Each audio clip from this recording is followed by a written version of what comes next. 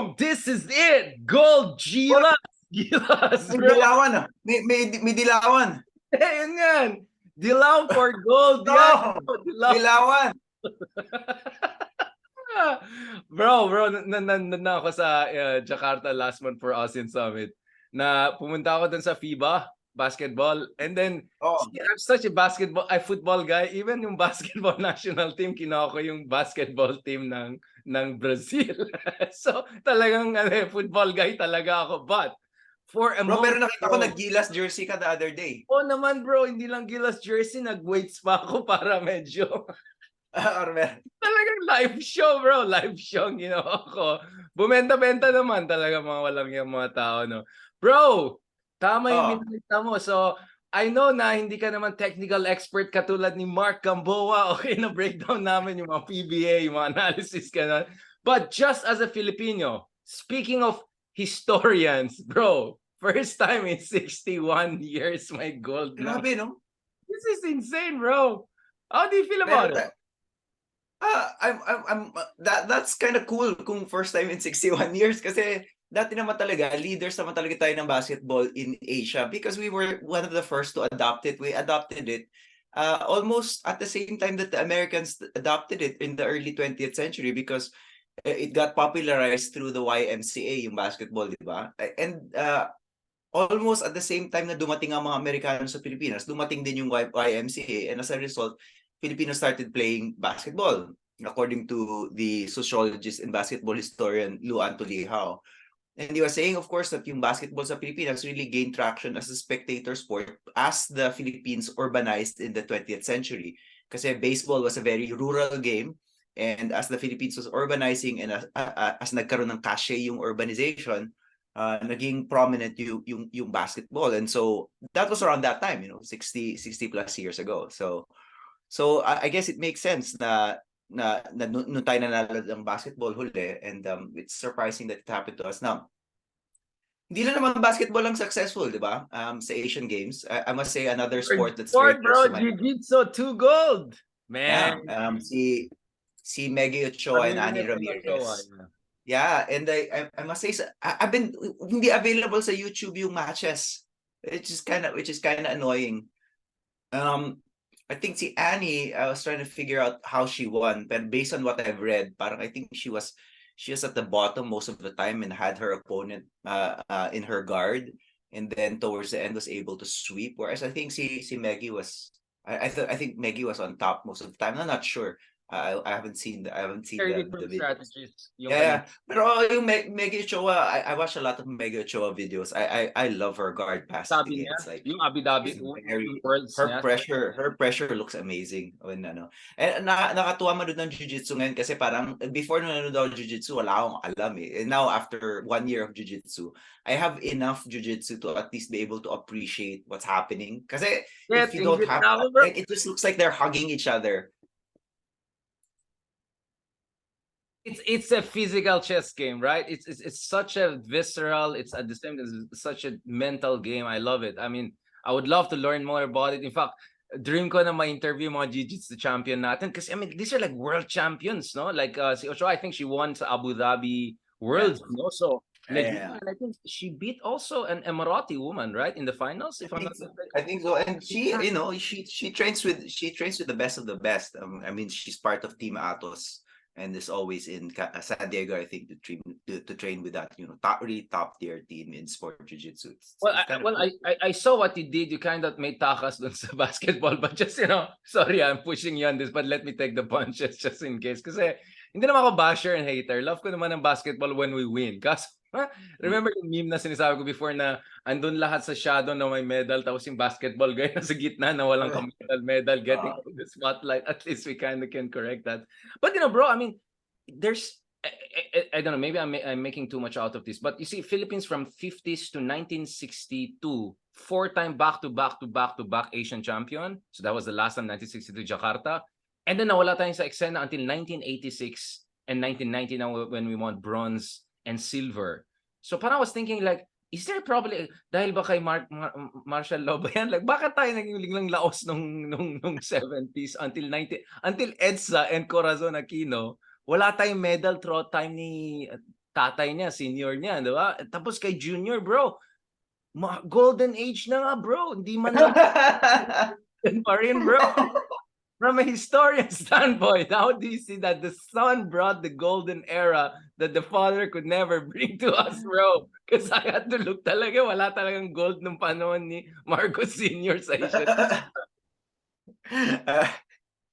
Ewan ko, bro. Hindi ko alam.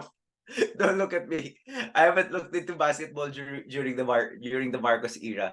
We should really interview si Luan Tulihao, who's the expert on this. Put me in touch now. I want to talk to the sports people para feeling Let's talk to the expert sports historians like Luan Tulihao. It would be great to talk to that guy. But the reason I'm asking you, bro, is because I know you're also a kind of a cultural historian. Di ba may pagkaganyan kayo, mga...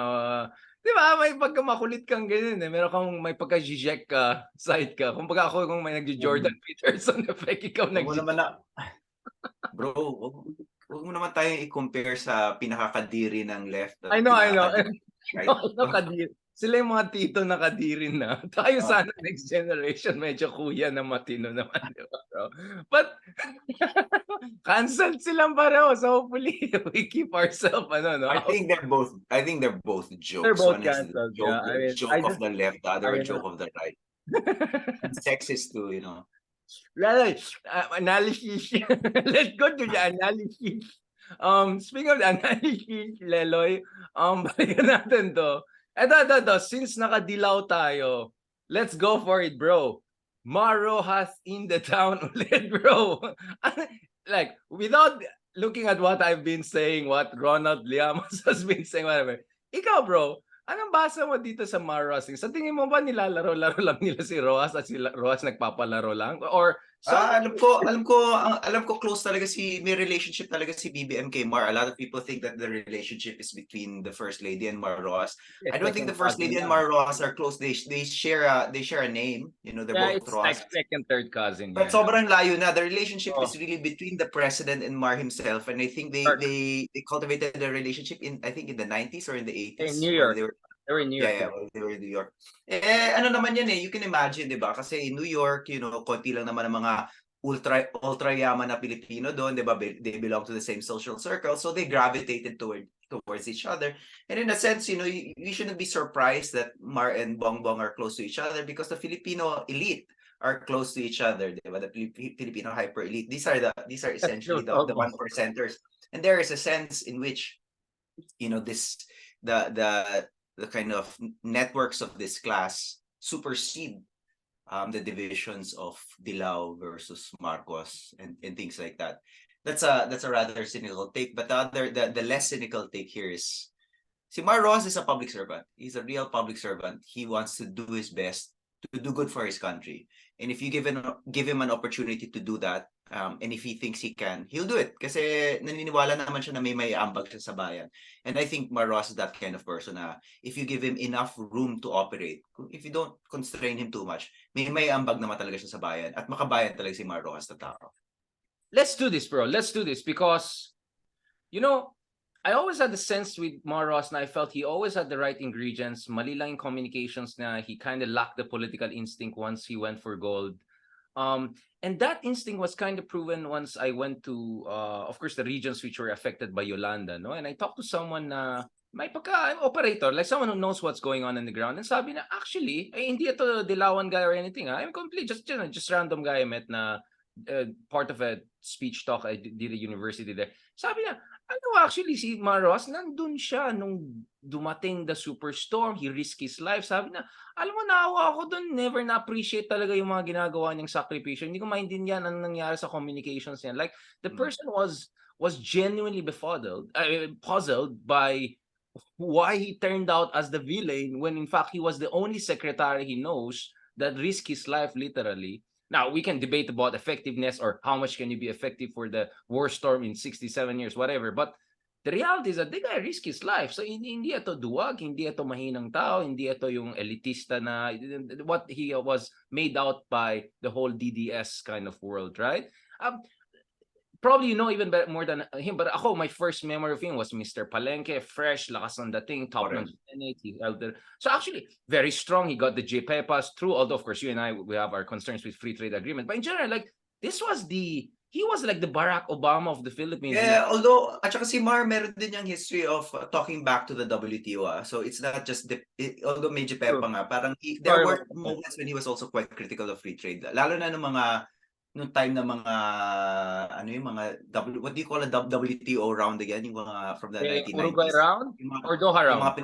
Yung mga various rounds yan, yung mga pinoprotest ni Walden nung time na yon. Pumipitik si Mar nung time na yun, ha? So it's not, you wouldn't call him, I think, a neoliberal. He's malikot din mag-isip, Matalinong tao. I mean, naabutan ko siya sa ano. And ito yung napansin ko sa kanya. Bro, I'll end on this now because I want to listen to you now. But I just want to say I'm not totally idiot when it comes to him. Like, I probably know a thing or two. Like, aside from the fact that I think he's a DTI secretary together with Arroyo, they played a great role. He leveraged his venture capitalist background to get the fiber optic BPO industry here. So, in a way, he's the co-father together with Arroyo and all of the BPO industry. Yes. I think he deserves that. But the other thing I noticed with him is that yung isang time kasama ko siya, dalawa kaming speaker sa UP School of Economics. Yung mga beshi mo dyan, okay. And then nag-talk kami, back to back.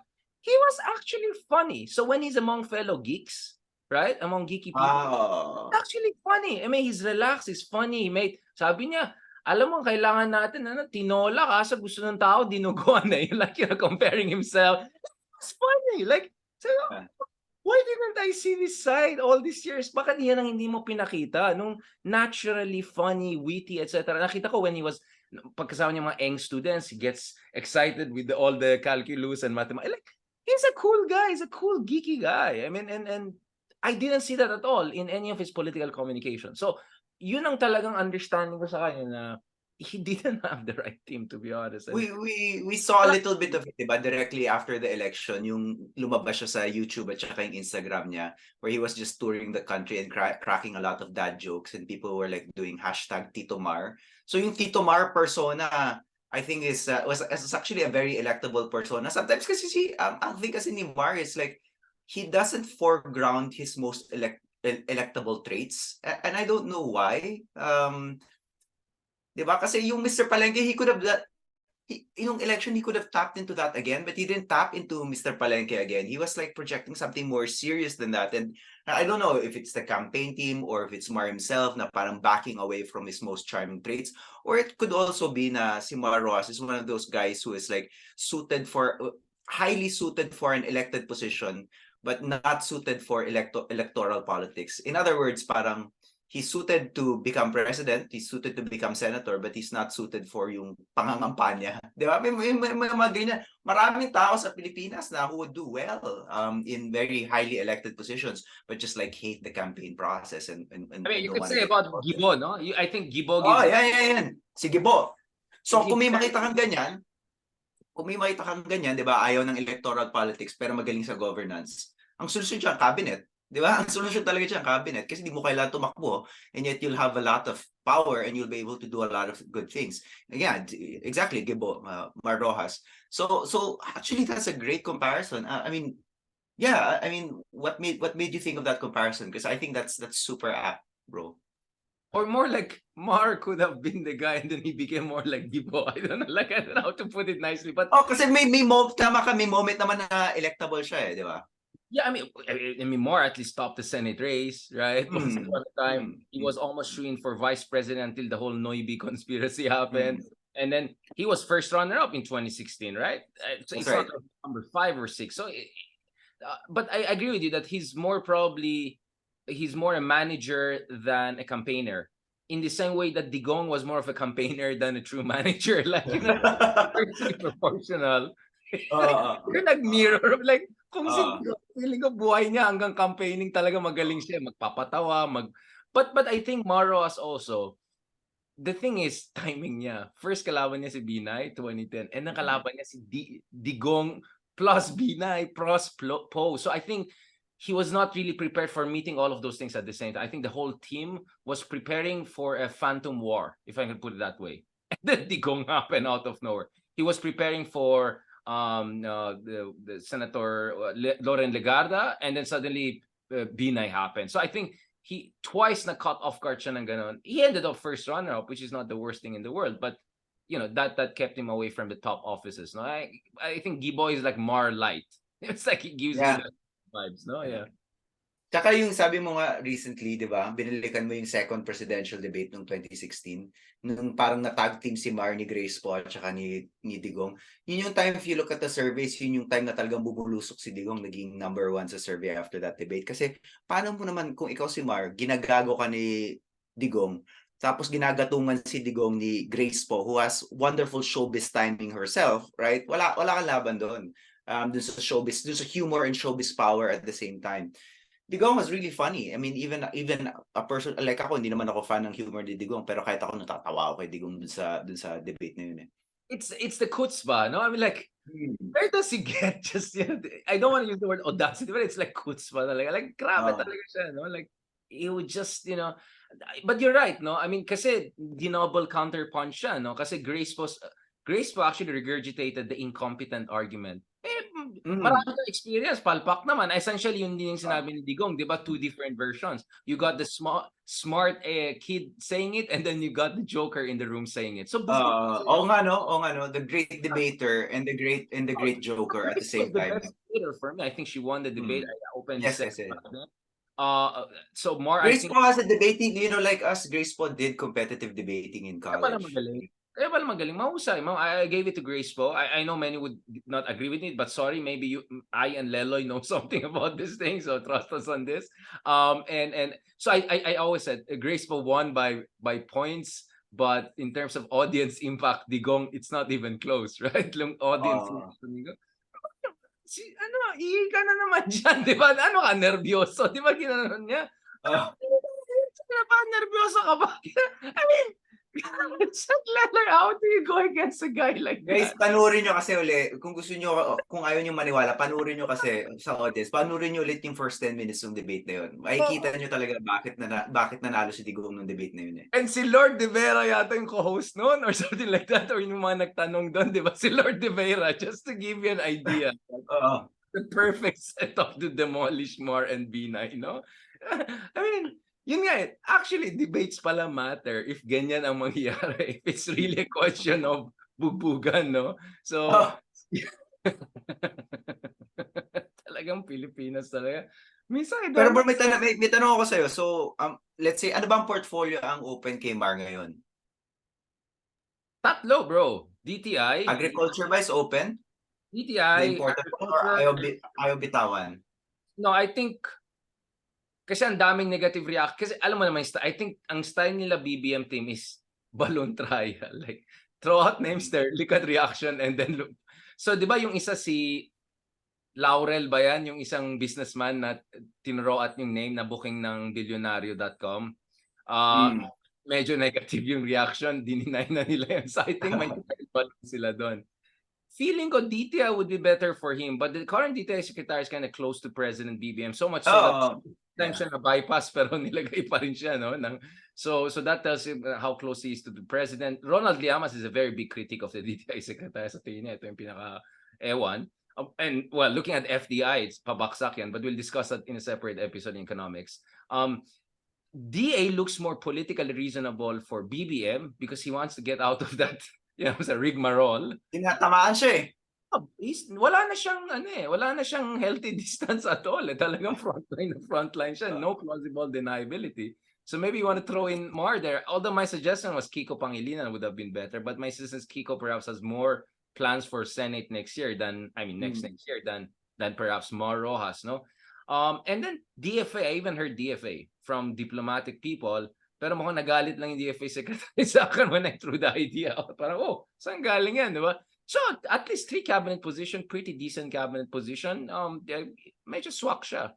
But yun nga, I don't know if this is part of Mar's soft launch also before getting into the Senate competition or he's looking at a completely new chapter in his life. Is Marcos Jr. looking at the grand, not Grand Prix, but Grand Coalition? You know what I'm saying? Like, but so is this the beginnings of an anti-Duterte coalition, Marcos Dilaw versus Duterte coalition, or is that projecting too much into this? No, I mean, definitely there's the box out option, right? Speaking of basketball, they can completely box out the Dutertes if this thing tuloy-tuloy ito, no? Ikaw, bro, anong marites sa'yo? Of course, we have our own confidants, but ano sabi ng mga Well, confidants? ang Marites ko is marami na talagang dilawan or hindi naman dilawan, maraming anti-Duterte forces na lumalapit na talaga kay Marcos at nakikipag-coordinate na kay Marcos in a kind of strategic coalition. Hindi naman coalitions, in opportunistic strategic partnerships against the Alliance of Dutertes. convenience. So hindi lang naman yan hindi ko na mapapangalanan yung mga iba, pero hindi lang naman si Roxas yung kinakausap ng Malacanang sa mga anti-Duterte forces. And it looks like on both sides may openness. Kasi also ang Malacanang praning na about the Dutertes and the Arroyo coalition. You know, they know these people are dangerous, right? And if there's something to be said about the Marcoses, praning ang Marcos. Kasi nung EDSA, puta, napatalsik sila tapos they ended up out, pwede bang magmura na gano'n?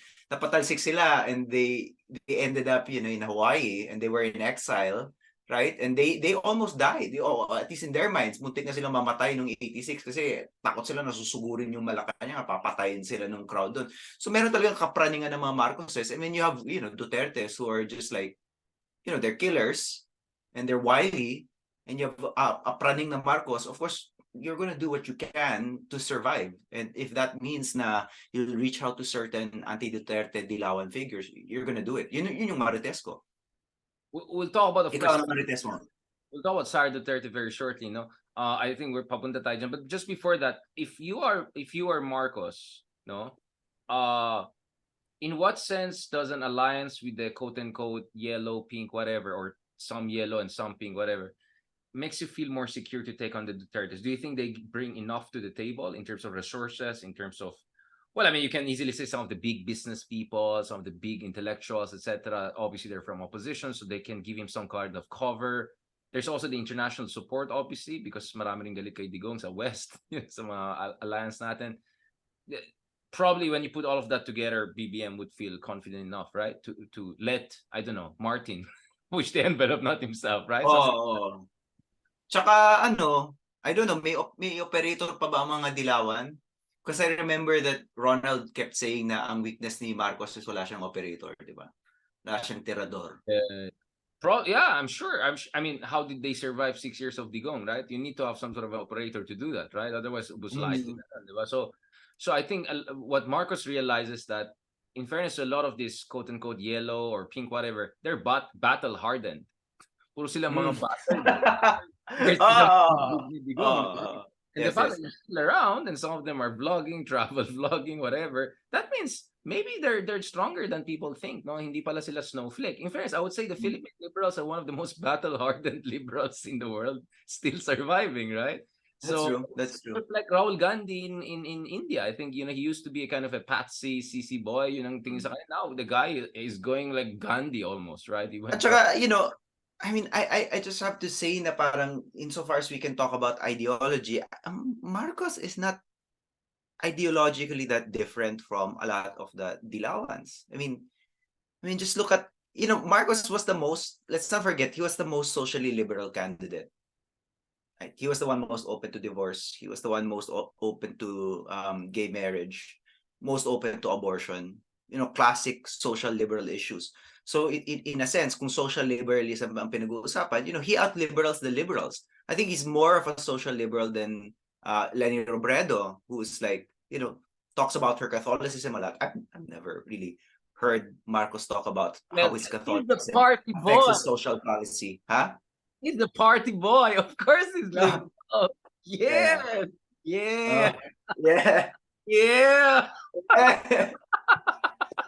Yes, bro. My man. Dude, parental chung, bro. Of course he's liberal. So parang weird. Ito yung iniisip ko kasi parang the Philippine left defines itself against has traditionally defined itself against the Marcoses for 30 years.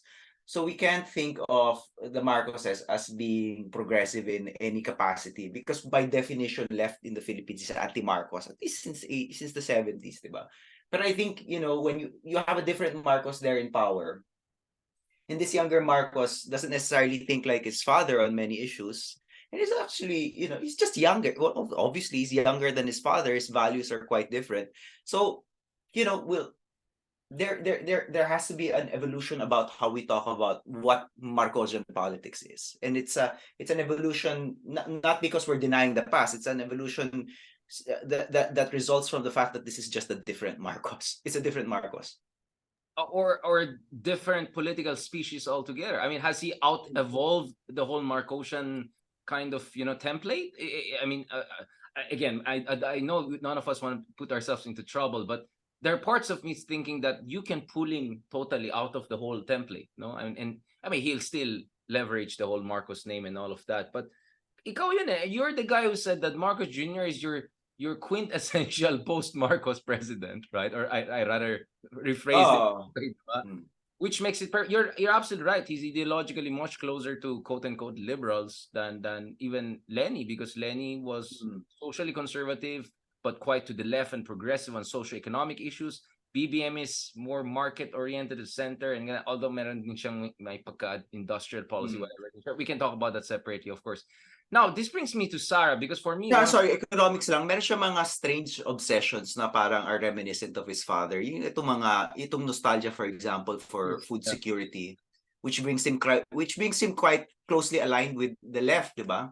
So hindi makaangal yung left sa kanya in certain respects, because Marcos, for example, wants to preserve the tariffs on food, because at the back of his mind, he has this kind of 70s idea of food sustainability and rice sustainability that I think is just pure nostalgia for his father and Masagana and things like that, diba? Kaya on that level, kakampi niya yung Ibon Foundation. Aimee rin. Si Aimee rin against the the comprehensive economic party. She was also yun nga yung merong 1970s economic nationalism. But on the other hand, diba, where he's very different from his father, he's so he's macro-prudential, as you say, as compared with his father. I mean, the central bank governor that he appointed, Eli Remolona, is nothing like the central bank governors under his father, diba? This is a hyper macro-prudential central bank governor who defines the central bank as structurally hawkish, meaning conservative talaga, right? He says the central bank by definition is structurally hawkish. You would never hear Ferdinand Marcos Sr. central banker talk like that. Not in a million years. Can you park that? Because I want that for the next episode. No, we're about to end this episode because there's no way we're going to discuss yellow if we're not going to discuss the super red, which is Duterte's, right? So for me, one of the most instructive moments in the past few days was when the pulse Asia numbers come in. Let's discuss now the pulse Asia survey, which in many ways I think it reaffirms a lot of things we have been saying for quite some time.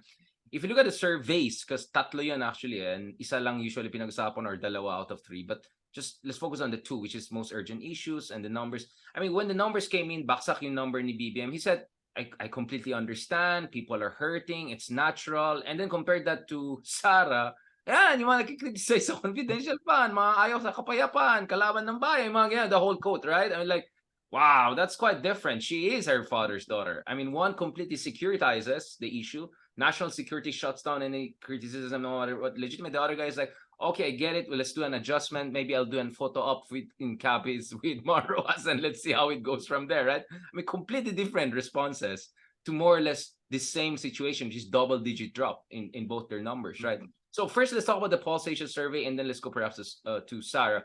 The headline. What is your headline reading of the Pulse Asia survey? You feel vindicated once again? Like, everything. Ang headline, naniniwala na yung mga dilawan at saka yung mga pics sa Pulse Asia ulit. Yan, oo nga pala, yun ang gusto natin pag-usapan. Yung headline dito. This is it. Ayan na. Wala na daw kasing Google Trends ngayon, hindi na reliable eh. So balik na tayo sa Pulse Asia. Hindi na false Asia ngayon.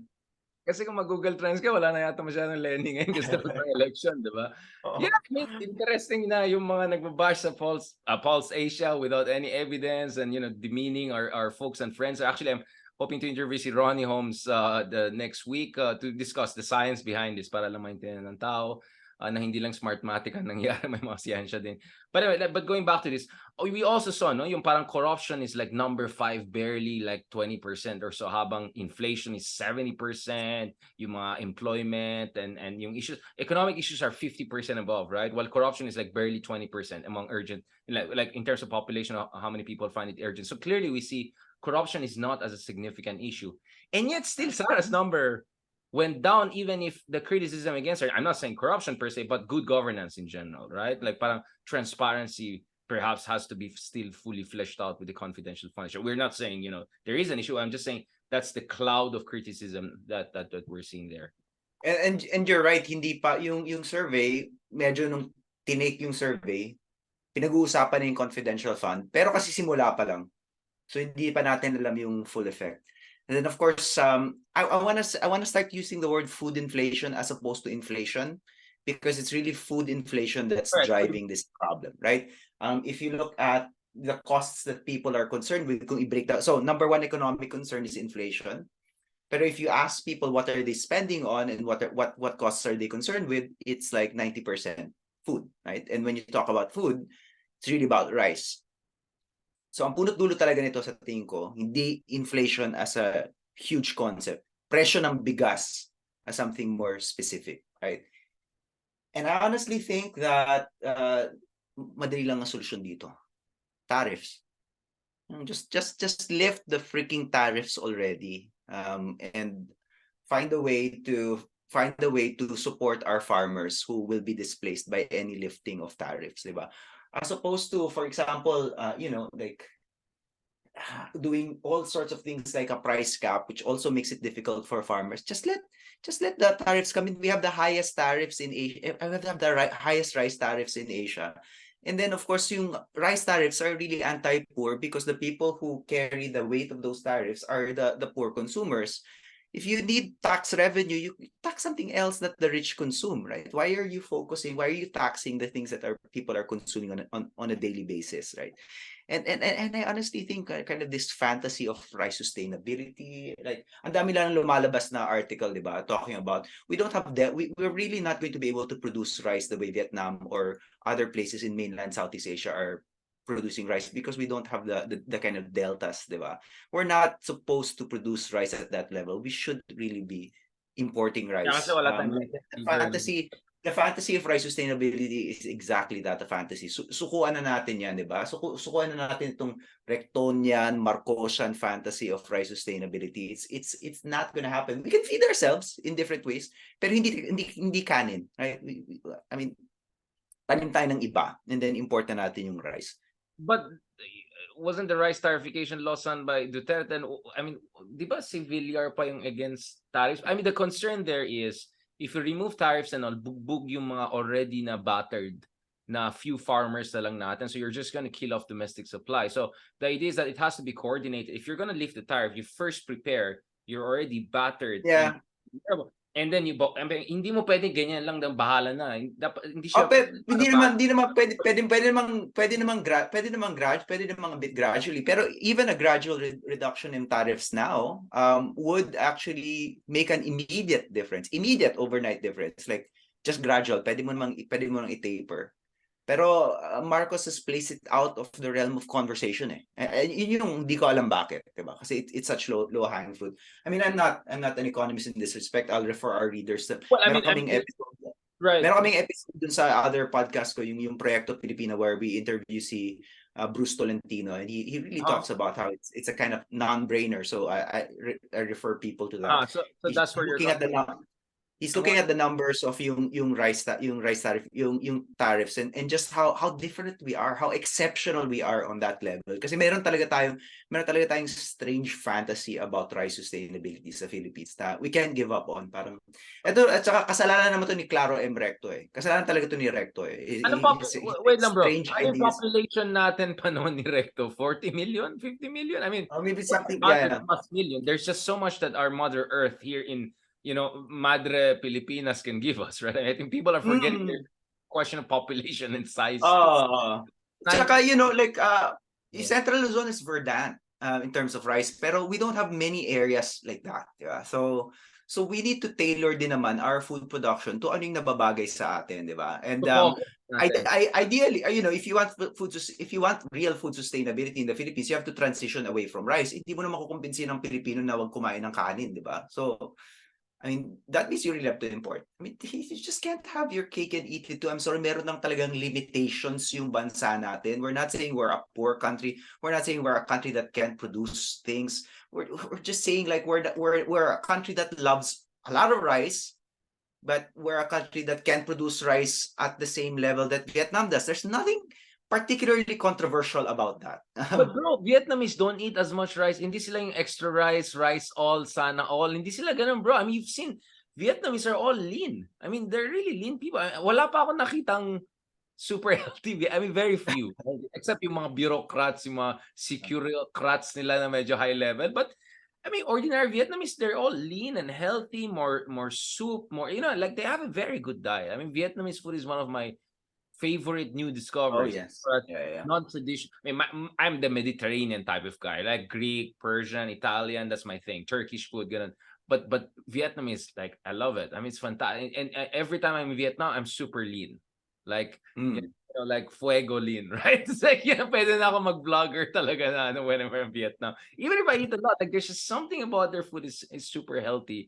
But you're right. Siguro, first of all, dapat yung extra rice culture natin, ayusin natin yan. And sabi nga ni DTI Secretary, di ba, bawasan na lang healthy lifestyle tayo. Mag-vegetables and meat na lang tayo. As if, Ideally, bro. Ideally, pero yun nga pero easier said than done kasi babaguhin mo talaga yung consumption patterns eh. So, before bro, magbago yung consumption patterns, kailangan mo talagang pakainin ng kanin. I mean, I was talking to a biologist. I was at Cornell and I was talking to a biologist na galing UP Cebu the other night. Nag-aaral siya ngayon sa Cornell. And sabi niya, actually, you can technically kaya ang rice sustainability sa Pilipinas kung bawasan mo yung things like wastage, ganyan. Or kung local, if feeding rice, a lot of it happened locally, like you produce locally, you eat locally, may mga ganong klaseng steps. So he was saying na parang, and he was actually debating with rice scientist. Ang dami nilang ganun sa Cornell, and the rice scientist na Filipino din was saying, that's crazy, parang hindi talaga kaya rice sustainability sa Pilipinas, we should give up. I was persuaded by some of the points that the biologist was making, pero the points that the biologists were making, like reducing consumption, parang long-term, reducing wastage, parang long-term goals yan eh. You can't do that overnight. In the interim, bro, in the interim, gutom na yung Pilipino, in the interim, anong gagawin mo, di ba? Parang focus on reducing wastage or do something that's quick. Reduction of tariffs. Kahit sabi mo, okay, sabi mo temporary, bro. Temporary reduction of tariffs habang mahalang bigas, habang high ang global inflation. You need to do something now to feed your people. Otherwise ang mangyayari is like they're not gonna move towards healthier food. Ang transition natin sa Pilipinas is kung di makakain ng kanin, mag-instant noodles, diba? It's not healthier. Not at all, bro. Plastic yata yan, di ba? Yung may mga picture na tinignan sa loob, hindi talaga siya nag-melt, di ba? Yeah, I mean that's really I mean, so obviously the way you have to work it in a calibrated way, my short-term, medium-term, long-term strategy, naka-coordinate yan. So you need still a strong state. No, you need a strong food industrial trade policy, which I think is a perfect segue for our next episode. Thank you very much, bro, for this fully golden Dilaw edition, good vibes edition. As always, a pleasure to talk to you, bro. Thank you, bro. Salamat.